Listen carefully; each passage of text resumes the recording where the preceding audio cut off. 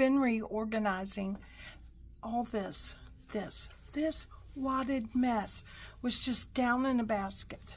And when I needed something, then I was trying to pull and find what I needed.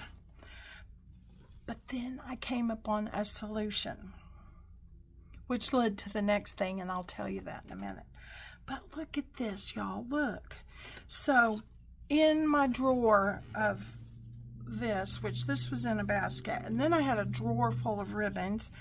Some are loose like this, and I pick it up and I need it, and I have no clue how much is left on there.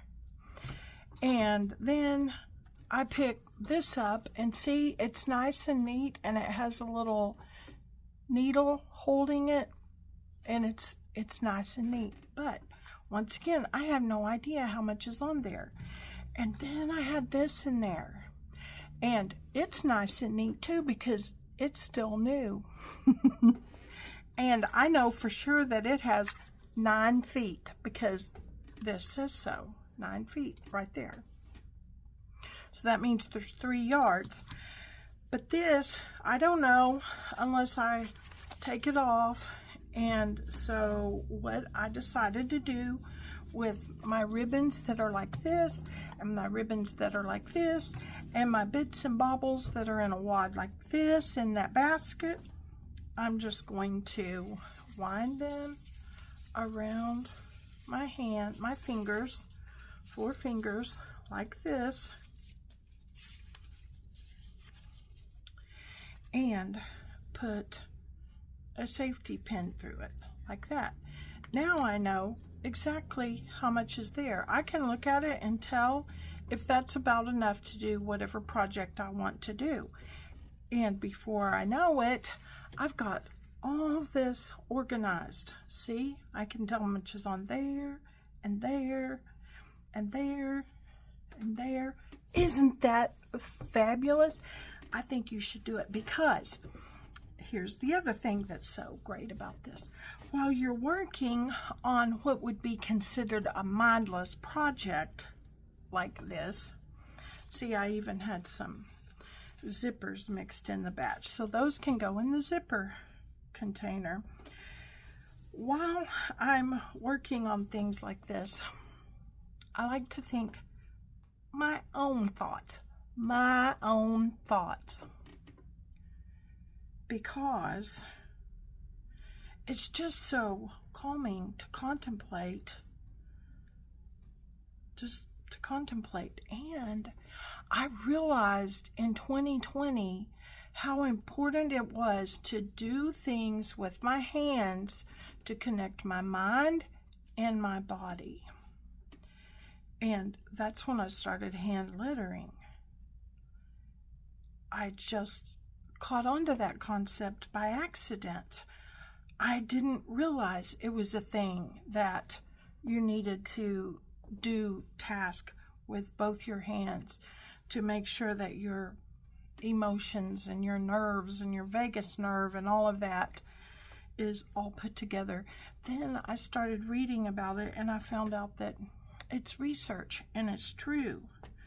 So I know that it's not a waste of time to take time to do things like this. If you have a drawer that needs organized, sit down and organize it. If you have some letters you need to write, sit down and write those letters. That is good for your mental health, for your emotional well-being. Because here's the thing I keep asking myself: what in the world can I do about all the things that are going on? It's easy to feel like that you're just a little tiny guppy in a vast ocean of stuff that's going on, doesn't it? But I believe that our home can be a haven of peace, a haven of comfort, a haven of joy, of solitude, of calm, and it's all in how we create that. What flows from our well-being. Does chaos flow from our well-being?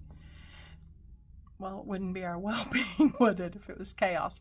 But does chaos and contention and confusion and all the things? And I have learned in my life that no matter how hard you try, there will always be someone who does it better, whose house is bigger, who can spend more, who can cook better meals, who can make elaborate fashion designs and clothes and decorate and all the things that you may aspire to. There will always be someone better. And you know what? That's okay. All that matters is that you do your best. And that's one phrase that just reverberates in my mind so much that my mother would say to me, because I struggled with perfectionism, and perfectionism is such a weakness and such a hindrance to doing things the way they need to be done. And when you do your best, then that has to be enough. Your best laid plans may go awry. Your kindness intent may be misunderstood. The things you say to encourage may be slapped right back at you as an offense. Those things may happen, but when you bring yourself back and you do your best to live from peace and love and gentleness and meekness and self-control and kindness, when you do your best and you know you've done your best to live at peace with others and to create a haven of calm for yourself and for those you influence, you have to know then that that is enough. And have you heard of the ripple effect? Each little act that you do in that way creates a ripple. It's just like dropping a pebble in a stream or in a lake. And it just goes out and goes out and goes out. And my challenge for you and for me is that we both do that. That we both live from peace and love and kindness and temperance, self-control, gentleness. That if we both live from that place, that's two people creating a ripple, you and I. And if a whole bunch of us would start doing that, if you'll encourage the next person to do that, that's one way I know that we can make change. We have to understand that we may be misunderstood. Our words may be slapped right back at us as an offense. But if we're living from the intentions of truth and the intentions of love, as much as we possibly know to do within ourselves at this moment. One thing that our daughter's band teacher used to say is, make the best decision right now with the information that you have. And then that has to be enough. Because tomorrow you may have new information. Tomorrow you will be in a new place of growth. Tomorrow you will have more understanding. And then you can live from that. But do the best you can now with the knowledge and the ability and the skills that you have now. Think these thoughts. I know that you can create your story and change your life.